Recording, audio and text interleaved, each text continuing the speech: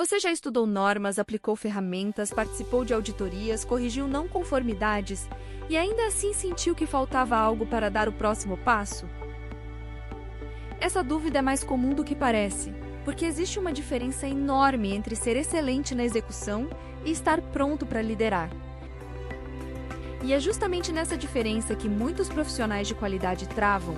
Hoje eu quero mostrar o que separa o técnico competente do verdadeiro gestor da qualidade. Se você atua em laboratório, na indústria alimentícia, em processos produtivos ou em consultoria, este conteúdo é para você, porque o mercado não está procurando apenas alguém que conheça o sistema.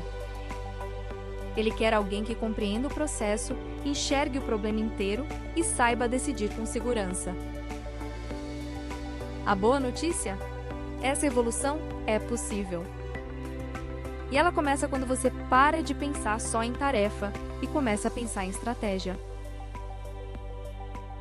Vamos começar pela base, porque ela é indispensável. Um bom profissional de qualidade precisa dominar as ferramentas clássicas: Ishikawa, PDCA, cartas de controle, FMEA, 5 porquês. Precisa entender Lean Manufacturing e Six Sigma não como nomes bonitos, mas como formas reais de melhorar processo com dados. E precisa falar a linguagem das normas. ISO 9001, FSSC 22000, ISO 17025 são o idioma da qualidade global. Mas atenção, conhecer não basta. O diferencial está em saber quando usar cada ferramenta, por que usar e qual decisão ela vai sustentar. É aqui que muita gente fica no meio do caminho. A pessoa sabe preencher, registrar, auditar, conferir, mas ainda não consegue enxergar o que está por trás do resultado. E gestão não é isso.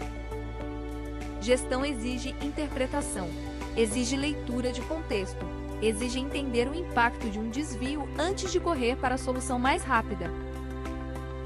Em ambientes como a indústria de alimentos, por exemplo, o gestor precisa lidar com análises bromatológicas, microbiologia, validação de métodos analíticos e rastreabilidade.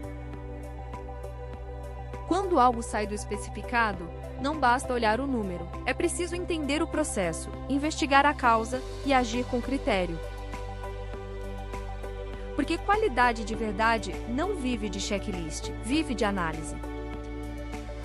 E é nesse ponto que entra uma frase que resume essa virada. Vá ver, pense, haja. Primeiro você observa, depois você interpreta. Só então você toma decisão. Com dados, com contexto, com propósito. Esse é o salto que transforma um profissional técnico em alguém capaz de conduzir a melhoria contínua com consistência. Mas existe ainda um terceiro nível, e ele costuma ser o mais desafiador: pessoas. É aqui que se revela o líder. De nada adianta dominar todas as normas se você não consegue comunicar com clareza, dar feedback, administrar conflitos, motivar a equipe e sustentar decisões sob pressão. A inteligência emocional não é soft skill opcional, é competência estratégica. Porque o gestor de qualidade não trabalha sozinho. Ele influencia times, negocia prioridades, lida com resistência e ajuda as pessoas a manterem o padrão mesmo nos dias difíceis. E isso muda tudo, quando você desenvolve, escuta, presença, firmeza e empatia. Sua atuação deixa de ser apenas operacional. Ela passa a ser estratégica. Você deixa de ser alguém que apaga incêndios e se torna alguém que previne recorrências. Deixa de reagir o tempo todo e começa a conduzir. No fim, a mensagem é simples, mas poderosa.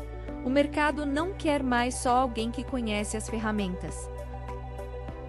Quer alguém que usa as ferramentas, lidera pessoas e decide com inteligência. Esse é o perfil completo. Esse é o profissional que cresce. Esse é o gestor da qualidade que entende que resultado não nasce apenas de técnica, mas de visão, processo e liderança. Se você quer chegar lá, continue aprendendo, continue estudando, continue se desenvolvendo. Porque a sua evolução não termina na execução, ela começa nela. Inscreva-se, veja a playlist e comente seu maior desafio.